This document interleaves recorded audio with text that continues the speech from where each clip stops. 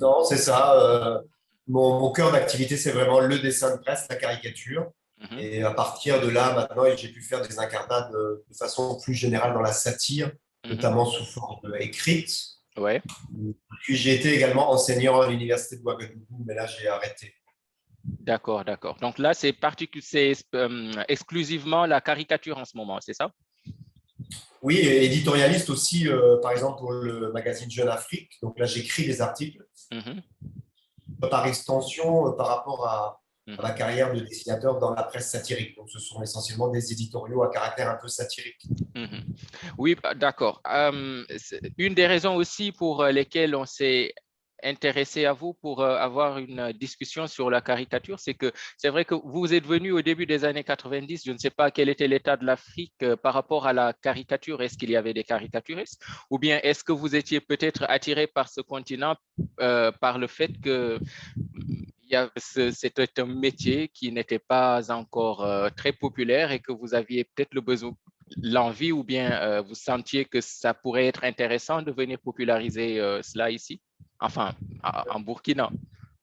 Je pense qu'il y a deux façons de répondre. La première, c'est de dire qu'il n'y a pas une seule Afrique. Il y Mhm, a des réalités très, très différentes en Afrique. Et c'est vrai qu'en 1990, quand j'ai mhm, débarqué au Burkina Faso, mhm, il y avait des pays en Afrique où il y avait des grandes caricaturistes. Je pense à Zapiro en Afrique du Sud. Je mhm, pense à Gado au Kenya. mhm, Donc, on ne peut pas dire que la caricature n'existait pas en Afrique. Au mhm, Burkina Faso, c'est vrai qu'on était en train de.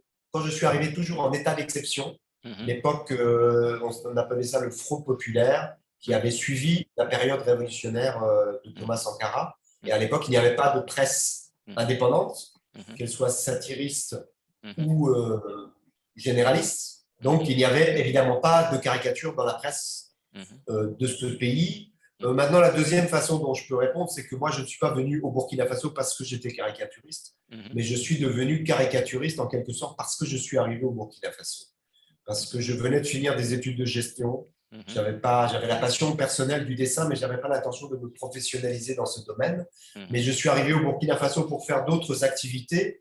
mhm, Il se trouve qu'au bout d'un an, il y a eu le retour de la République, mhm, la quatrième République, nouvelle mhm, constitution, qui permettait mhm, de créer des journaux. Et c'est comme ça que de fil en aiguille, un journal satirique qui s'appelait le Journal du Jeudi s'est créé au mhm. Burkina. Et que là, ma passion pour le dessin a pris le dessus sur mes autres activités. Je suis devenu dessinateur de presse au Burkina.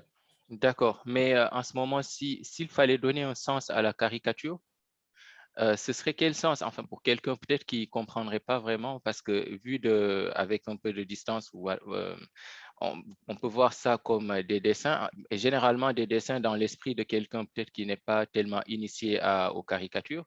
On peut penser que c'est peut-être destiné à un public plutôt enfantin, plutôt pas du tout très mature. Donc, pour parler de la caricature et de la forme, qu'est-ce que, pour quel sens on peut donner à la caricature de plus qu'un simple dessin? Alors, comme remarque préliminaire, je dirais que c'est difficile de Mhm, définir la caricature tout simplement parce que le métier de caricaturiste lui-même, mhm, pardon, est un métier un petit peu difficile à définir parce qu'il est très hybride. mhm, Nous sommes quelque part un peu des artistes, mhm, puisque nous dessinons. Mais notre vocation n'est pas forcément de faire de jolis dessins et de les exposer dans des musées. mhm, Nous avons un statut un peu de journaliste. mhm, Nous avons souvent des cartes de presse. Et en mhm, même temps, nous sommes un peu des journalistes à part. Et puis certains nous considèrent un peu comme des humoristes parce que beaucoup de dessins de presse sont humoristiques. Donc ça, c'est pour dire que c'est effectivement compréhensible que le dessin de presse ne soit pas forcément compris par tout le monde. mhm, Je dirais que de façon générale, ce qu'on appelle la satire est mhm, une présentation journalistique mhm, décalée mhm, de l'actualité.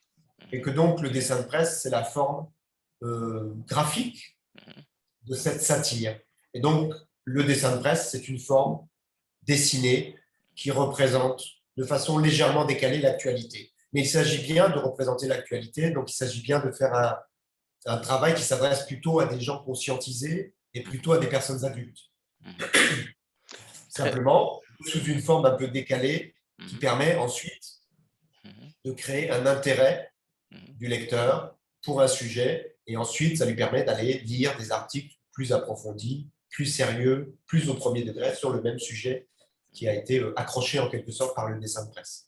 Là, j'étais aussi sur le site, d'une association à laquelle vous participez, où il y avait une citation de Kofi Annan qui revenait sur les libertés d'expression et peut-être sur la nécessité d'avoir des caricaturistes et tout ça. Donc, j'ai parlé de privilège dans la mesure où peut-être qu'on est dans un monde peut-être un peu tendu et qu'il y a eu des événements qui ont fait que certains ont prêté peut-être beaucoup plus attention aux caricatures que font certaines revues et que peut-être avec ça, il y a eu beaucoup de militantisme, beaucoup de personnalités qui se lèvent. En tout cas, c'est comme si c'était, enfin, je veux dire, pardonnez la comparaison, mais des animaux en voie de disparition qu'on essaie de maintenir, ou bien voilà, j'ai eu ce sentiment avec ce qui se passe et aussi les sujets peut-être brûlants parfois que les caricaturistes ont le courage peut-être d'aborder et toute cette armée de personnes puissantes derrière qui les appuient. Oui, alors je pense que vous faites allusion à l'association Cartooning for Peace, Mhm, dans laquelle effectivement Kofi Annan était impliqué, puisqu'il avait même été à l'initiative mhm, d'un colloque qui s'était tenu à New York mhm, quand il était secrétaire général de l'ONU, et où il avait demandé à quelques dessinateurs de venir intervenir sur mhm, le thème Désapprendre l'intolérance, mhm, après la première vague de caricatures de Mahomet qu'on avait vue dans les journaux danois. Donc ça explique un peu sa position. mhm, À la fois, on ne peut pas dire que les journalistes sont dans une situation, les dessinateurs de presse sont dans une situation forcément très confortable, au mhm, sens privilégié, puisqu'il y en a qui sont assassinés. On a vu évidemment l'affaire de Charlie Hebdo, où il y a eu beaucoup de dessinateurs assassinés. Il y a aussi des dessinateurs comme Atzo, par exemple, qui ont été assassinés en Afrique.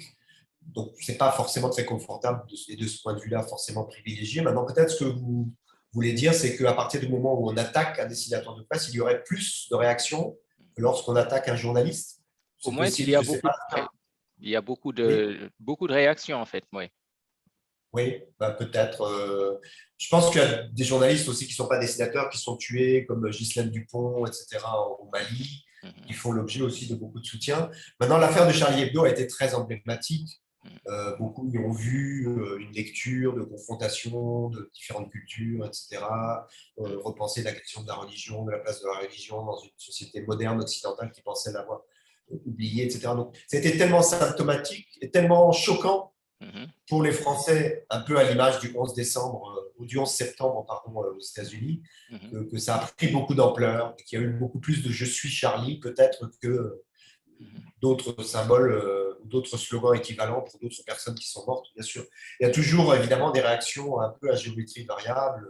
mhm. On voit le nombre de personnes qui sont tuées en Afrique centrale par Boko Haram, mais il y a beaucoup moins de réactions que 5, 6 ou 7 dessinateurs de presse dans la rédaction de Charlie Hebdo. Après, bon voilà, je sais pas. Peut-être que les dessinateurs de presse sont assez visibles parce que les dessins sont souvent les premières choses que l'on lit dans un journal Mhm, et constituent un peu l'accroche du mhm. journal, donc ça fait particulièrement réagir. Est-ce que la règle en caricature, c'est choquer pour exister? Alors là, le fait de choquer et la provocation Mhm, font partie du métier de caricaturiste. C'est tout à fait assumé par les caricaturistes. mhm, D'abord, je dirais quand même qu'il y a beaucoup de styles de dessinateurs différents. mhm, Et il y a des dessinateurs qui ne caricaturent jamais un homme politique connu, ils dessinent que des personnages anonymes, mhm, comme Sampé, par exemple, qui est un grand dessinateur très ancien, qui mhm, font des dessins même assez poétiques. mhm, Donc, il y en a qui ne sont pas du tout dans la provocation. Donc, un dessin n'est pas systématiquement dans la provocation et ne correspond pas forcément au style de chaque dessinateur. mhm, Et après, maintenant, il y a des dessinateurs qui l'assument et qui font des dessins qui ne sont pas forcément systématiquement provocants, mais qui peuvent l'être. Je disais tout à l'heure que souvent la caricature est une accroche qui mhm, permet d'attirer l'attention d'un lecteur mhm, pour qu'il s'intéresse à un sujet. Et pour attirer l'attention de quelqu'un qui peut-être a tendance à s'endormir, à endormir sa veille éditoriale, il faut mhm, parfois choquer.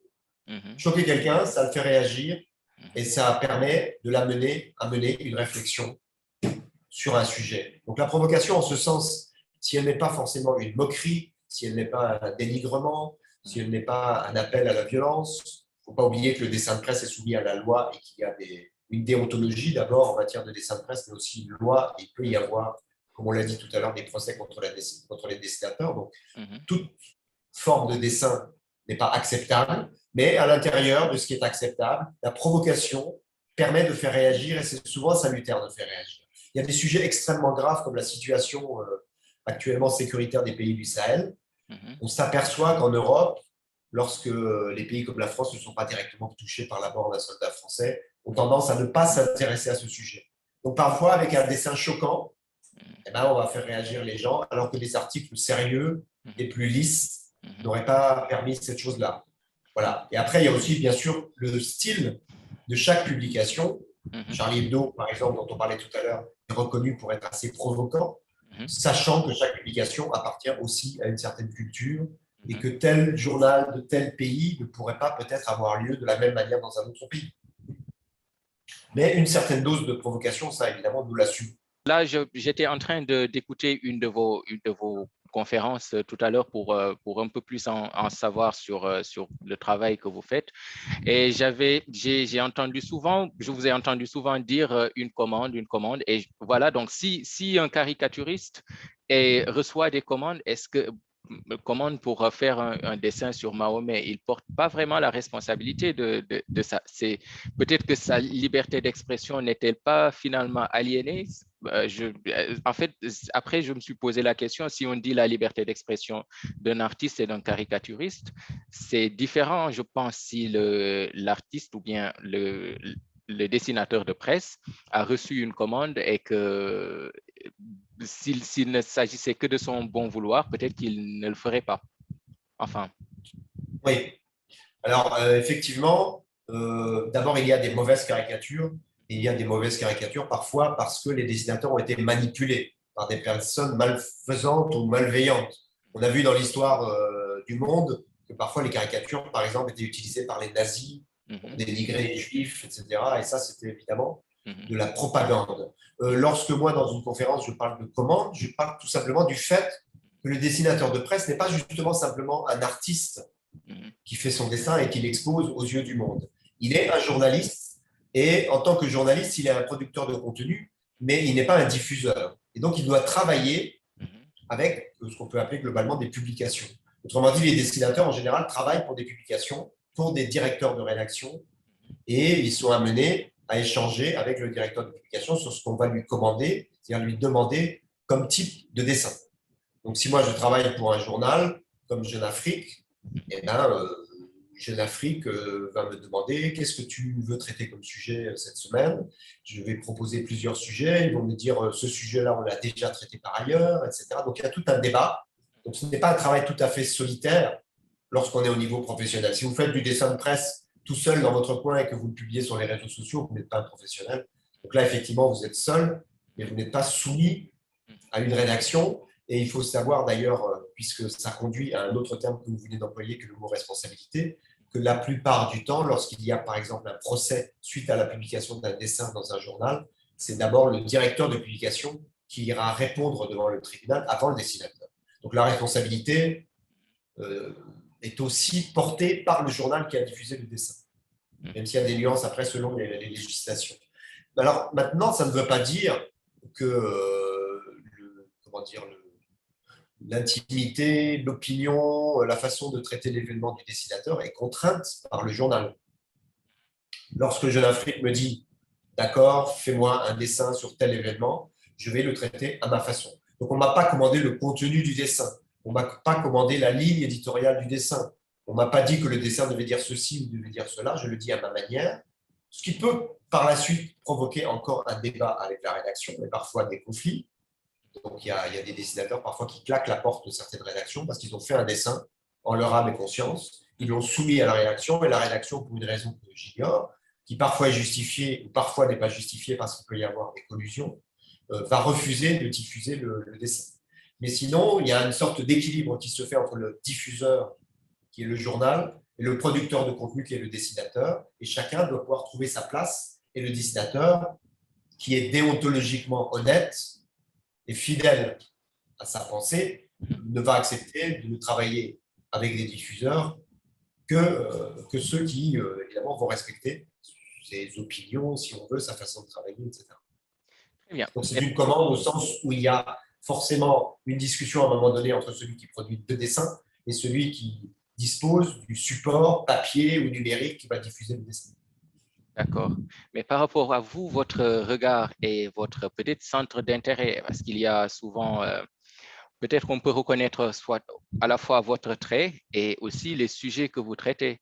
Donc, moi, regardant en feuilletant un peu votre œuvre sur votre site et les supports où on les retrouve, j'ai trouvé par exemple des caricatures représentant la femme africaine.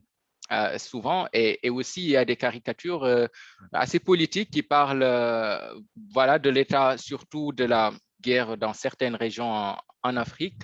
Donc oui, peut-être que je devrais vous laisser vous exprimer sur votre regard à vous. Est-ce que c'est quelque chose d'assez conscient de faire revenir certains thèmes, ou bien est-ce que vous avez votre propre ligne voilà, éditoriale, entre guillemets, quand vous faites vos caricatures? Alors, je pense que chaque individu a d'abord un prisme personnel, des centres d'intérêt, des sujets qu'il connaît, des sujets qu'il ne connaît pas, un environnement. Moi, je ne suis pas né en Afrique, mais j'ai passé plus de la moitié de ma vie en Afrique et surtout, je n'ai commencé à dessiner professionnellement comme dessinateur de presse que à partir du moment où je vivais en Afrique. Et ces 30 dernières années, donc toute ma carrière, j'ai toujours vécu en Afrique. Donc, je suis évidemment sensibilisé par des sujets qui peuvent être soit des sujets nationaux quand je travaille dans un journal national, soit des sujets qui sont d'abord africains. Et c'est pour ça que je suis considéré comme un dessinateur africain, quand bien même je n'ai pas des origines purement africaines. J'ai reçu, par exemple, dans un festival malien il y a quelques années qui s'appelait Farafina, le prix du dessinateur africain de l'année, parce que pour eux, tout mon travail transpire l'analyse de l'actualité africaine. Après, évidemment, on parlait tout à l'heure du rapport qui existe entre un journaliste de façon générale et une rédaction. Et donc, il y a également des rédactions avec lesquelles on travaille qui peuvent être plus ou moins sensibles à tel ou tel sujet. Par exemple, moi, je travaille aussi parallèlement avec un journal français qui s'appelle Rolling Stone, qui parle essentiellement de musique. Donc, évidemment, comme Rolling Stone me dit de faire le dessin du prochain numéro, je vais leur faire un dessin qui sera en rapport un peu avec la ligne éditoriale et les sujets que traite habituellement ce journal. Mais maintenant, si je regarde l'ensemble de ma carrière et l'ensemble de mes partenaires, c'est évidemment des partenaires comme Jeune Afrique, comme Ben Béré au Mali, comme Abari en RDC, etc. Enfin, des publications qui sont destinées à traiter d'abord l'actualité africaine. Et donc, au fil du temps, je me suis en quelque sorte, non seulement je suis allé au bout de ma sensibilité qui est celle d'une personne qui réside en Afrique, mais j'ai fini aussi un peu par me spécialiser. Donc, je suis considéré comme n'importe quel journaliste peut avoir une spécialité, comme un dessinateur qui peut avoir la possibilité, de par ses connaissances de l'actualité, plus facilement la possibilité de faire un dessin sur la Côte d'Ivoire, dont je connais un peu l'actualité, plutôt que sur l'Ouzbékistan, par exemple. Donc, il y a une question d'environnement, de sensibilité et de spécialité.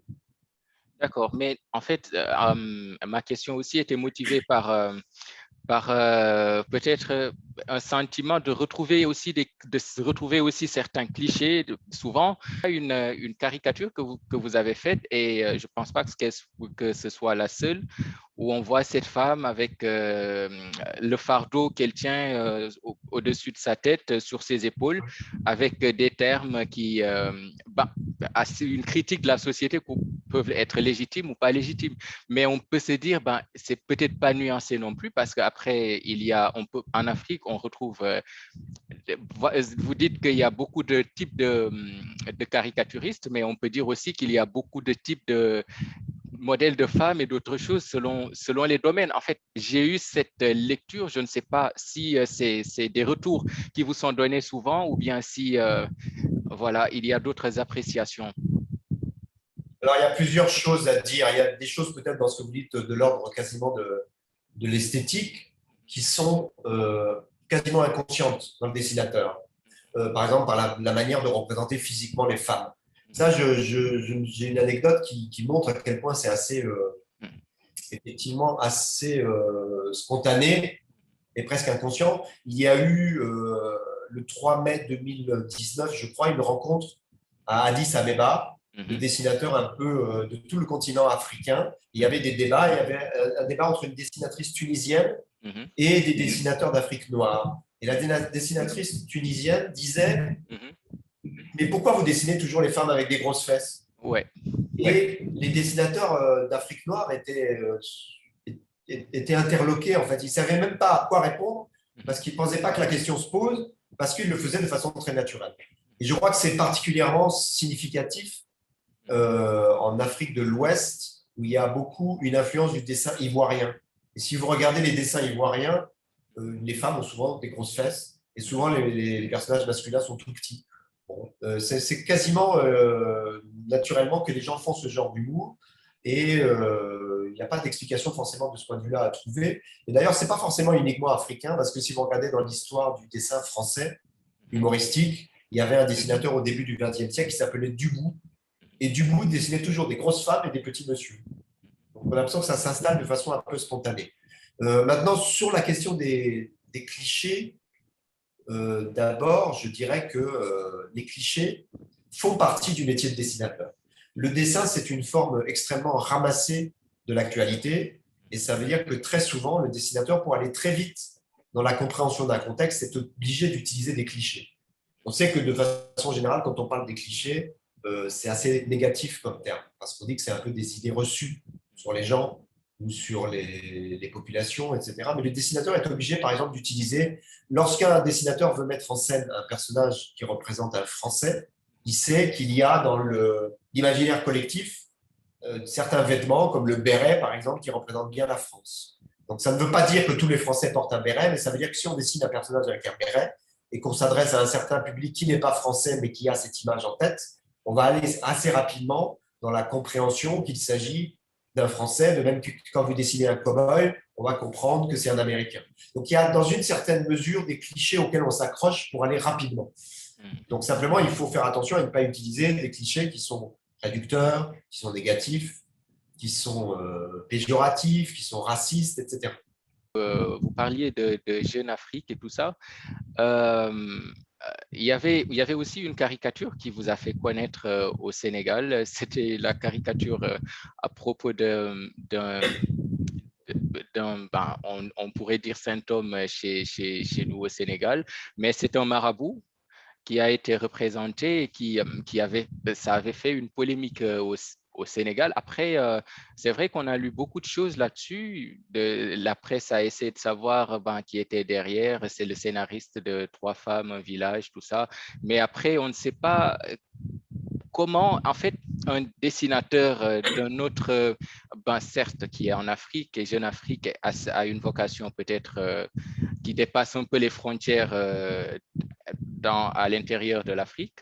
Mais personnellement, j'étais un peu surpris de voir que cette actualité qui a mené à la conception de ce dessin puisse arriver jusqu'à vous et jusqu'à Jeune Afrique. Je ne sais pas, je suis curieux de savoir comment ça s'est passé en fait, cette phase. Je ne sais pas si j'ai bien compris votre question, mais l'histoire de ce dessin est assez banale et ça traduit en fait malheureusement a posteriori la question qu'on vient d'évoquer tout de suite, qui est celui de la décontextualisation. Parce que ce qui est particulier dans ma collaboration avec Jeune Afrique, c'est que je suis un statut d'éditorialiste et qu'on me demande de faire à la fois un texte et un dessin. Et donc ce dessin a été vu effectivement extrait de son texte, séparé de son texte. Donc ça, c'était déjà un problème. Et le thème du texte n'était absolument pas Cheikh Amadou Bamba, c'était absolument pas l'islam, c'était pas du tout un texte sur la religion, c'était un texte sur Wally Seck, un artiste qui à un moment donné avait euh, assumé, on va dire, des tenues vestimentaires que les gens n'avaient pas compris parce que c'était importé des États-Unis. Et il y avait eu un premier scandale lié donc à Wally Seck, que moi je devais raconter, traiter, et Wally Seck, pour se dédouaner, avait dû dire qu'il était une bonne personne et qu'il était un bon musulman, et je crois qu'il avait cité lui-même Cheikh Amadou Bamba, etc.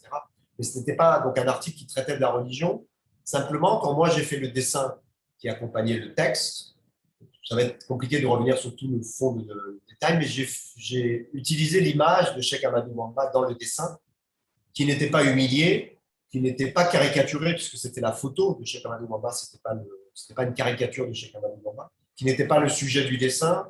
Le personnage humilié dans le dessin était d'ailleurs un personnage occidental. Donc c'est plutôt un dessin qui se moquait du regard occidental sur le Sénégal à ce moment-là. Mais voilà. Après, je conçois que peut-être, d'abord le dessin, c'est vrai, aurait pu exister sans l'image de Cheikh Amadou Bamba, parce que ce n'était pas du sujet ni de l'article ni du dessin. Donc là, et c'est d'ailleurs une chose que j'avais proposée à Jeune Afrique avant que les dessins ne soient publiés.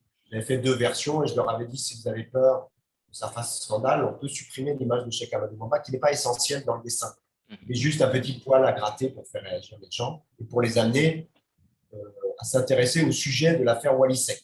Sauf qu'en fait, ça les a détournés de l'article. C'est un peu le problème, effectivement, que rencontrent les dessinateurs aujourd'hui, c'est que notamment avec la circulation de leur contenu, qu'ils soient dessinateurs ou pas sur Internet, soit on extrait une citation d'un article, soit on extrait un dessin de l'article auquel il est associé, et après on finit par mal interpréter. Donc il y a pu avoir dans ce texte éventuellement une maladresse éventuelle. Il n'y a pas du tout dans ce dessin d'attaque contre l'islam, il n'y a pas d'attaque contre la religion, parce que l'article lui-même ne portait pas sur la religion. Mais c'est une accumulation de choses qui s'explique aussi par le fait qu'un dessin est un objet, comme vous l'avez dit tout à l'heure, périssable, c'est-à-dire qu'il peut être mal compris au bout d'un certain temps. Et s'il est périssable, ça veut dire que c'est un sujet qui doit rester frais par rapport à une actualité. C'est-à-dire qu'un dessin, il est fait aussi très rapidement. Et donc, ce dessin aussi a été fait très rapidement. Il n'est peut-être pas passé par un certain nombre de filtres qui auraient pu identifier les réactions que ça avait provoquées. Donc voilà, donc c'est ce qui fait que ce métier est un peu dangereux parce qu'il repose sur une forme d'humour, sur des sujets qui ne sont pas toujours pour tout le monde sujets d'humour et qui donc conduisent à la provocation dont on parlait tout à l'heure. Et parfois, ça peut créer des frictions qui prennent des mesures assez importantes parce que les conventions prises par cette affaire ont été effectivement assez importantes. Quand vous représentez ou bien vous prenez position sur des sujets sociaux comme la femme ou bien comment on dit, quelques tares de la société ou bien des idées reçues, des choses comme ça. Est-ce que vous pensez que vous atteignez votre cible avec Jeune Afrique, qui est lu par une certaine élite, qui est déjà initiée à ça et qui est déjà assez ouverte d'esprit? Nous avons des formes d'expression qui forcément correspondent à certains types de supports. Donc on fait du dessin, on fait de l'écriture, donc on est obligé d'aller vers les supports de presse écrits et dessinés, et forcément, notre cible ne sera pas forcément une cible toujours idéale. Déjà, on peut considérer que le dessin a peut-être une cible un peu plus large que la presse écrite dans ses articles, parce qu'il y a des populations qui sont non alphabétisées et qui peuvent parfois considérer un dessin, et très souvent les journaux satiriques dans certains pays africains, par exemple, sont beaucoup commentés par les titrologues, mais par aussi des personnes qui regardent le dessin, qui sont capables de comprendre ce qui se passe dans le dessin sans avoir forcément accès à la lecture. Et puis, après, il y a la possibilité, dans certains cas, selon les capacités techniques de certains dessinateurs, d'aller vers d'autres formes de médias qui sont peut-être des médias d'accès plus évident que la presse écrite. Par exemple, moi, mes dessins participent régulièrement à des émissions de France 24. Alors, on peut considérer que quelqu'un regarde peut-être plus facilement la télévision qu'il ne va acheter un journal. Ça reste toujours peut-être quelque chose un peu pour les élites. On essaie aussi d'aller sur Internet. Parfois, on travaille notamment avec l'association Cartoon for Peace sur des choses un peu de l'ordre de l'animation, du dessin animé, mais toujours dans la logique du dessin de presse, et qui permet aussi de toucher un autre public, d'autres générations. Donc, c'est comme ça qu'on essaie de se disperser, et puis parfois aussi d'aller sur le terrain. L'association Cartooning for Peace aussi, nous faisons des interventions, et moi je suis allé, que ce soit en Côte d'Ivoire, au Burkina, au Mexique, je suis allé faire des ateliers, donc dans des écoles ou même dans les prisons, où nous allons et nous montrons des dessins. Nous discutons soit avec les enfants, soit avec les prisonniers sur le sens des dessins. Nous allons à les interpréter. Parce qu'il y a aussi une question évidemment d'éducation au dessin de presse. Et par exemple, dans certaines prisons, nous finissons ces ateliers en faisant des fresques, en faisant des dessins sur les murs des prisons.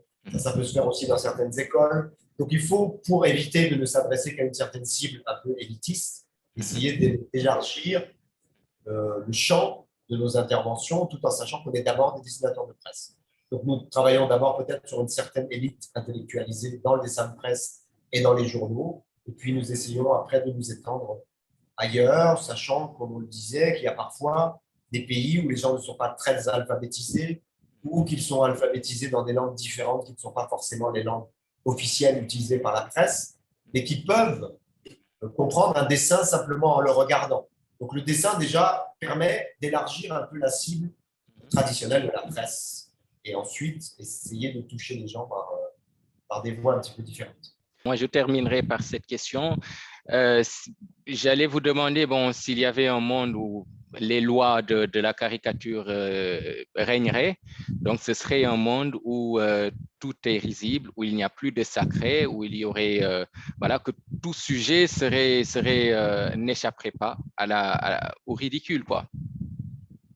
Alors, je ne pense pas que le dessinateur cherche une société sans règles et sans lois, et je ne pense pas qu'il y ait des dessinateurs qui ne s'auto-censurent pas ou qui ne respectent pas la loi ou qui considèrent que rien n'est sacré. La question, c'est peut-on faire de l'humour sur tout?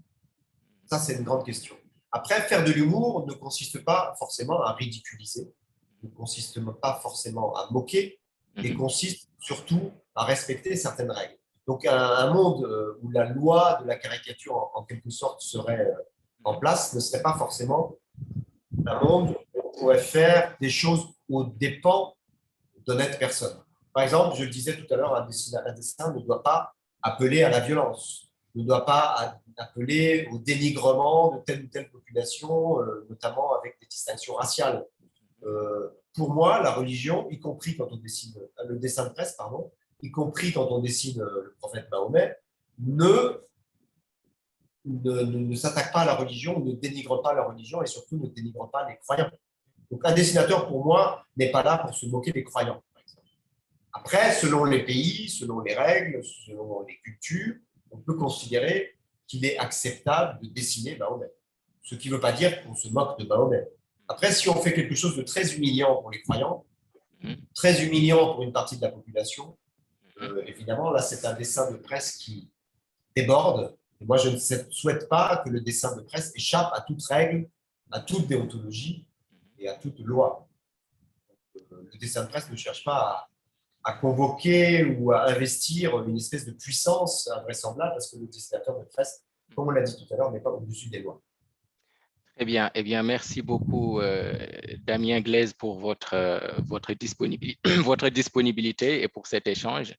C'était très gentil à vous. Si vous avez un dernier mot à dire, ou bien si vous avez...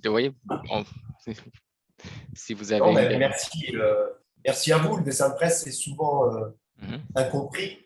On l'a vu suite aux différentes affaires de caricature de Mahomet qui ont focalisé sur certains aspects très particuliers auxquels il ne faut pas se limiter. Donc, merci de donner l'occasion de faire un petit zoom, un petit focus sur le dessin de presse pour mieux comprendre ce que c'est que le dessin de presse au-delà des affaires qui ont pu faire scandale ces dernières années. Mais vous n'arrêterez pas, c'est ça? Ah non, non, j'arrêterai pas, c'est mon identité.